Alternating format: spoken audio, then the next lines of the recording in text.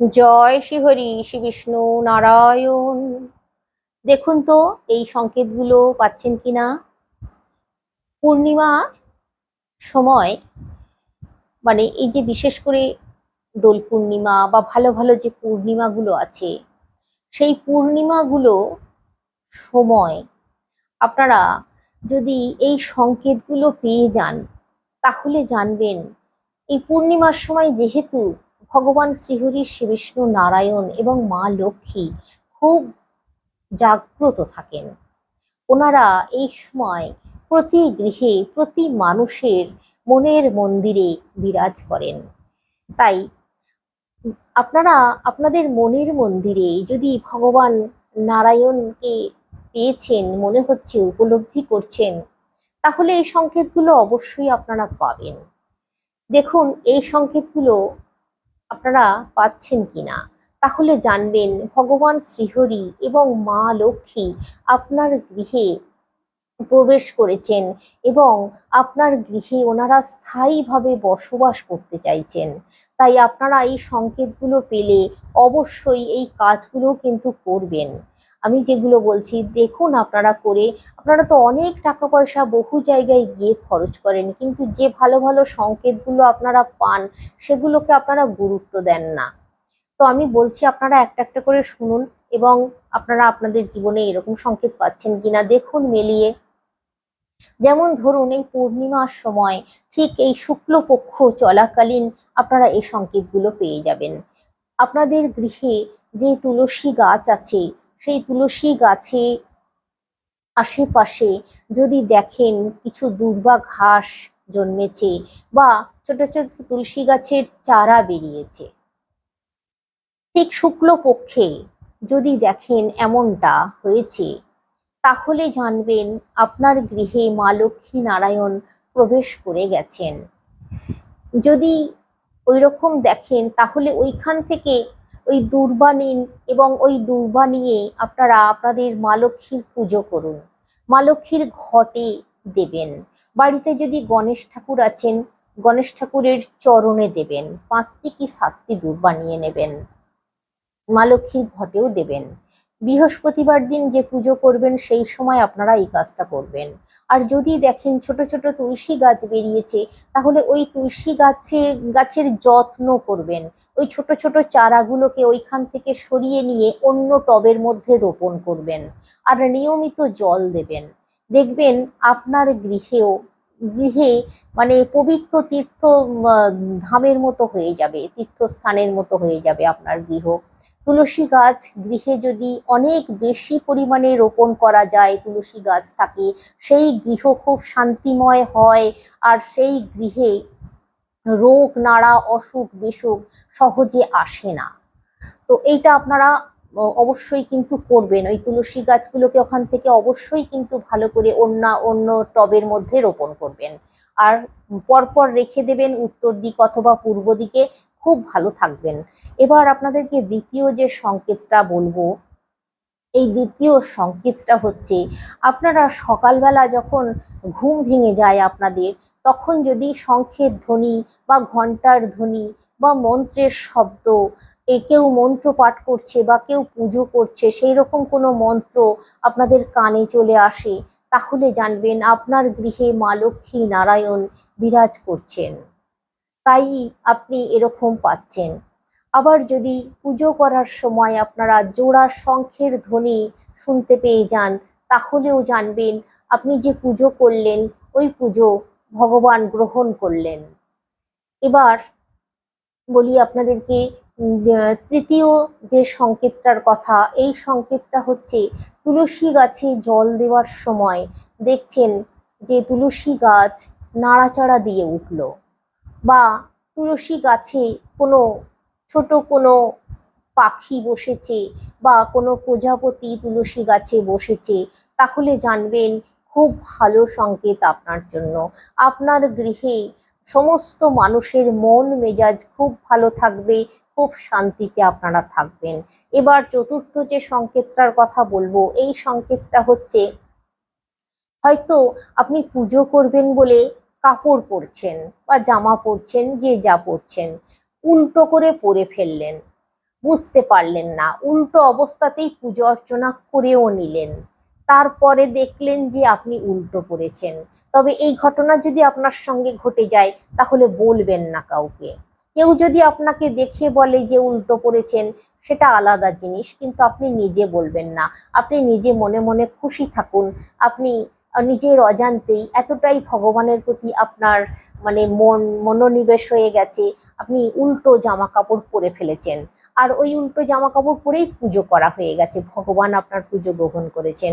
এবার যে সংকেতটার কথা বলবো, এই সংকেতটা হচ্ছে সকালবেলা ঘুম ভেঙে যাবার পর আপনারা কেউ ঝাঁটা দিচ্ছে, এই শব্দটাও যদি শোনেন, কেউ রাস্তা ঝাঁট দিচ্ছে, সেই রাস্তা ঝাঁট দেওয়ার যে শব্দটা, সেটাও যদি কানে আসে, আর যদি দেখা পেয়ে যান যে রাস্তাটা ঝাঁট দিচ্ছে আপনার বাড়ির সামনে কোনো প্রতিবেশী, হয়তো রাস্তাটা সামনেটা ঝাঁট দিচ্ছে, বা রাস্তার কোনো সাফাইওয়ালা ঝাঁট দিচ্ছে, তাহলে কিন্তু জানবেন এটাও শুভ। তবে আপনারা আপনাদের গৃহে কিন্তু ঝাঁটা যাওয়া আসার পথে রাখবেন না। সকালবেলা উঠে নিজের গৃহের ঝাঁটা নিজে দেখা, সেটা কিন্তু অশুভ, খুবই অশুভ। তাই ঝাঁটা একটু লুকিয়ে রাখার চেষ্টা করবেন, কখনো ভুলেও এমন জায়গায় রাখবেন না যেটা সকালবেলা ঘুম থেকে উঠেই চোখে পড়ে যায়, এটা হলে কিন্তু খুবই অশুভ। এবার আপনাদেরকে বলি আরেকটা যে সংকেতের কথা, এই সংকেতটা হচ্ছে আপনাদের গৃহে যদি ছোট ছোট বাচ্চা ছেলে মেয়েরা চলে আসে, হঠাৎই চলে আসে, কোনোদিন আসে না, সেই দিনই হঠাৎ চলে এসেছে, আর খুব হাসি খুশি মনে আপনার প্রাঙ্গণে খেলা করছে, তাহলে এদেরকে ভুলেও মুখঝোঁক করবেন না, বকাবকি করবেন না, খেলতে দিন। তাহলে এটাও জানবেন ভগবানের দেওয়া সংকেত। নরের মধ্যেই নারায়ণ, শিশুদের মধ্যেই নারায়ণ, শিশুকে বলা হয় নারায়ণ। তাই শিশুরা যদি খেলতে আসে, মুখঝোঁক কখনো করা উচিত নয়। আপনার গৃহে ভগবান নারায়ণ বিরাজ করছেন, তাই আপনি এরকম সংকেত পাচ্ছেন। এবার আর যে সংকেতটার কথা বলবো, এই সংকেতটা হচ্ছে আপনার গৃহে যদি এই শুক্লপক্ষে পূর্ণিমা ঠিক আগেটাই, শুক্লপক্ষ যখন থেকে শুরু হয়, মানে অমাবস্যার পরের দিন থেকে শুক্লপক্ষ শুরু হয়, আর ঠিক এই শুক্লপক্ষের এই 15 দিন আপনি এইরকম সংকেত প্রায়ই দেখছেন। যেমন ধরুন, আপনি কোথাও যাচ্ছিলেন, যাবার পথে একটা 1 টাকার কয়েন কুড়িয়ে পেলেন, বা একটা কড়ি কুড়িয়ে পেলেন, এরকমটাও কিন্তু খুব ভালো আপনার জন্য। যে কোনো কয়েন, 5 টাকা 10 টাকারও কয়েন হতে পারে, 2 টাকারও হতে পারে, কয়েনের কথা আমি বলছি, বা কড়ির কথা বলছি, সে সাদা কড়ি, হলুদ কড়ি, যে কোনো কড়ি। যদি পথে ঘাটে এরকম কোনো জিনিস কুড়িয়ে পান, তাহলে অবশ্যই মাথায় ঠেকিয়ে আপনার কাছে নিয়ে নিন, বাড়িতে নিয়ে এসে ভালো করে গঙ্গা জল দিয়ে ধুয়ে ভগবানের চরণের সামনে বা মা লক্ষ্মীর চরণের সামনে রেখে দিন। শুধু দেখবেন আপনি লক্ষ লক্ষ গুণ আপনার গৃহে ধন বৃদ্ধি পাবে। কখনো ওই যে টাকা কুড়িয়ে পেয়েছেন, কারোর হাতে তুলে দেবেন না, কাউকে দিয়ে দেবেন না, বা ফেলে দেবেন না, বা দান করবেন না, কোনো ভিখারিকে দেবেন না, না, আপনি শুধু এই কাজটুকু করবেন, ভালো করে গঙ্গা জলে ধুয়ে মায়ের চরণে দিয়ে দেবেন। তাহলে দেখবেন আপনার গৃহে কোনো দিনও ধনের অভাব হবে না। ভগবান যে আপনার গৃহে বিরাজ করছেন, তাই আপনি তো এরকম সংকেত পাচ্ছেন। এবার যে সংকেতটার কথা বলবো, এটা খুবই গুরুত্বপূর্ণ সংকেত। যেমন ধরুন, এই শুক্লপক্ষের বৃহস্পতিবার আপনি পুজো করছেন, আর পুজো করার সময় আপনার হাত থেকে ফুল দেব মানে ভগবানকে দিয়েছেন, তারপর ওই ফুল আপনার সামনে পড়ে গেল, এটাও কিন্তু খুব ভালো জানবেন। ভগবানকে দিলেন, তারপর পড়ে গেল আপনার সামনে, এটা কিন্তু খুব ভালো সংকেত জানবেন। আপনি প্রসাদ দিয়েছেন ভগবানকে উদ্দেশ্য করে, মা লক্ষ্মীর উদ্দেশ্যে প্রসাদ দিয়েছেন, প্রসাদ নিবেদন করেছেন, ওই প্রসাদের মধ্যে 2-4টে কালো পিঁপড়ে ধরে গেছে, এটাও কিন্তু খুব ভালো সংকেত জানবেন। খারাপ নয়, খুব ভালো সংকেত, ভগবান মা লক্ষ্মী নারায়ণ আপনার প্রসাদ গ্রহণ করেছেন।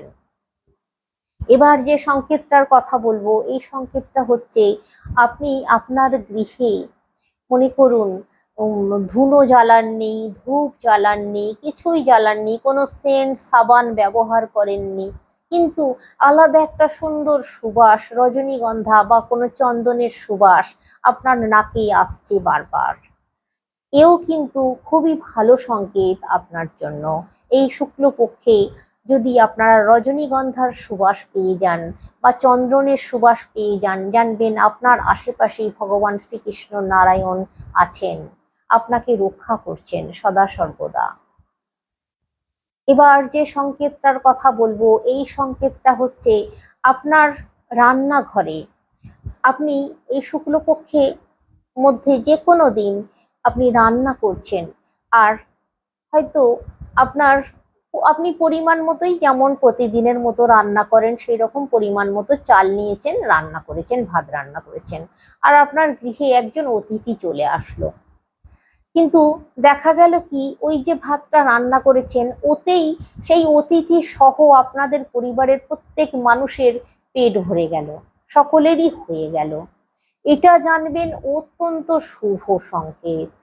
আপনার গৃহে মা লক্ষ্মী খুব মানে জাগ্রত আছেন, আপনার গৃহে মা লক্ষ্মী বিরাজ করছেন স্থায়ীভাবে, অবহেলা করবেন না।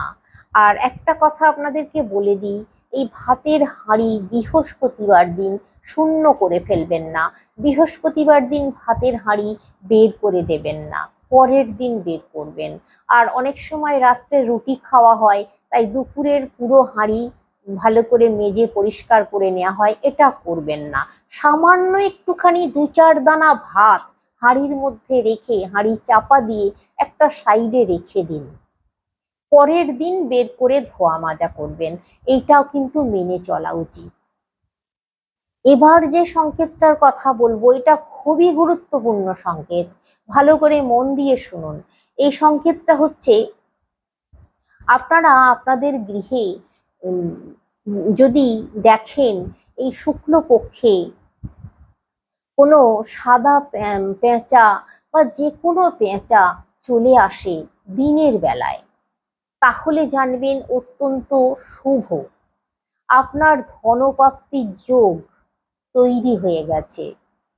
আর অনেক সময় দেখা যায় যে পেঁচারা এই অন্য পাখিদের উৎপাতের হাত থেকে বাঁচার জন্য এদেরকে কাক অনেক সময় ঠোকর দেয় দিনের বেলায় বেরিয়ে পড়লে, আপনারা এদেরকে যদি রক্ষা করতে পারেন, যদি এসে যায়, মনে করুন আপনার গৃহে কোনো গাছ আছে, সেই গাছের সামনে এসে গেছে, পড়ে গেছে হয়তো নিচে গাছ থেকে, তাহলে অবশ্যই রক্ষা করবেন, মা লক্ষ্মীর কৃপা লাভ করবেন তাহলে।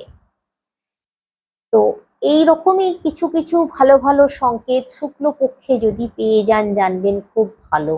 তারপর আপনি মনে করুন তুলসী গাছের সেবা করছেন, তুলসী গাছের পূজা করছেন, সেই সময় 2-3টে টিকটিকি তুলসী গাছের আশেপাশে ঘুরছে, বা কালো পিঁপড়েরা তুলসী গাছের আশেপাশে ঘুরছে, লাল পিঁপড়ে নয়, কালো পিঁপড়ে বা টিকটিকি, এটাও কিন্তু খুব ভালো সংকেত, জানবেন আপনার জন্য। এবার আপনাদেরকে আরেকটি সংকেতের কথা বলি। আপনাদের ঠাকুর ঘরে যদি দেখেন ঠাকুরের স্থানে 2-একটা টিকটিকি ঘুরছে, এটা কিন্তু খুব ভালো সংকেত। এই টিকটিকি গুলোকে যেন আবার তাড়াবেন না, ওরা নিজে নিজেই চলে যাবে, থাকবে না, কিন্তু আপনাকে দর্শন দিয়ে দিল, ঠাকুরের আশেপাশে ঘুরছে, হয়তো দেখলেন। আবার এই শুক্লপক্ষে আরেকটি খুব ভালো গুরুত্বপূর্ণ সংকেতের কথা বলে দিই আপনাদেরকে। শুক্লপক্ষে মনে করুন আপনি নদীতে গেছেন স্নান করতে, আপনি জানেন না যে এই সময় জোয়ার আছে, কিন্তু আপনি নদীতে গিয়ে দেখলেন ঠিক সেই সময়ই জোয়ার চলছে, অবশ্যই আপনি স্নান করে নিন। আর যদি সম্ভব হয় একটি একটি পাত্র একটি জলের জার নিয়ে যাবেন সঙ্গে করে, বা ওইখানে যদি না নিয়ে গিয়ে থাকেন আশপাশ থেকে কিনে নেওয়ার চেষ্টা করবেন, একটি জারে করে 1 জার গঙ্গা জল বাড়িতে নিয়ে চলে আসুন, ওই জোয়ারের জল, আর নিজে স্নান করে নিন। এটা যে কি সাংঘাতিক জীবনের জন্য উন্নতির পথে, এতটাই উন্নতির পথকে সুগম করবে যে বলাই বাহুল্য। এতটাই আপনি নারায়ণের কৃপা লাভ করেছেন, আপনি আগামী দিনে যে কাজ ছবেন সেই কাজই সোনা হয়ে যাবে। আপনি ওই কথাতেই আছে যে ধুলো মাটি হাতে মুঠো করলে সেটা সোনা হয়ে যায়, এমন কিছু কিছু ভাগ্যবান ব্যক্তিরা আছেন। তো আপনি যদি এরকমটা হয়ে যায় আপনার সঙ্গে, নারায়ণ নারায়ণ করবেন, আর নারায়ণ নারায়ণ বলেই ডুব দিয়ে দিন। তারপর এক জার জল নিয়ে ঘরে চলে আসুন, আর ওই জল দিয়ে আপনি পূর্ণিমার দিন পুজো করবেন লক্ষ্মী নারায়ণের। মা লক্ষ্মীর ঘটে দেবেন, আর শঙ্খে দেবেন, জলশঙ্খের মধ্যে ওই গঙ্গা জল দেবেন, দিয়ে ওই গঙ্গা জল দিয়ে নারায়ণকে স্নান করাবেন। যদি মূর্তি থাকে বা গোপাল থাকে, রাধা মাধব থাকে, মহাপ্রভু থাকে, অবশ্যই ওই শঙ্খের মধ্যে ওই গঙ্গা জল দিয়ে স্নান করাবেন। আপনাকে জানবেন ওনারা আদেশ করেছেন, আপনি তাই এরকম ঘটনার মধ্যে পড়েছেন এবং জল নিয়ে এসেছেন, সেটা দিয়ে আপনি অবশ্যই এই কাজটা করবেন। আর অবশ্যই ওই গঙ্গা জল রেখে দেওয়ার চেষ্টা করবেন। ওই গঙ্গা জলটাই সবসময় সবসময় ব্যবহার না করে বিশেষ বিশেষ দিনে, যেমন পূর্ণিমার দিন, বৃহস্পতিবার দিন ওই জল ব্যবহার করবেন। তাহলে ঘরে কি হবে, অর্থের জোয়ার আসবে, আসবেই আসবে, আমি এতটাই জোর দিয়ে বললাম। তো সঙ্গে থাকুন, আশা করছি আপনারা খুবই লাভবান উপকৃত হবেন আগামী দিনের ভিডিওগুলোতে। যদি আপনাদের কোনো প্রশ্ন থাকে, কিছু বলার থাকে, অবশ্যই বলুন। আর যদি ভালো লেগে থাকে একটা সাবস্ক্রাইব আর একটা লাইক অবশ্যই করে দিন। আজকে আসছি, সকলে সুস্থ থাকুন, ভালো থাকুন, শ্রীহরি শ্রী বিষ্ণু নারায়ণের কৃপায়।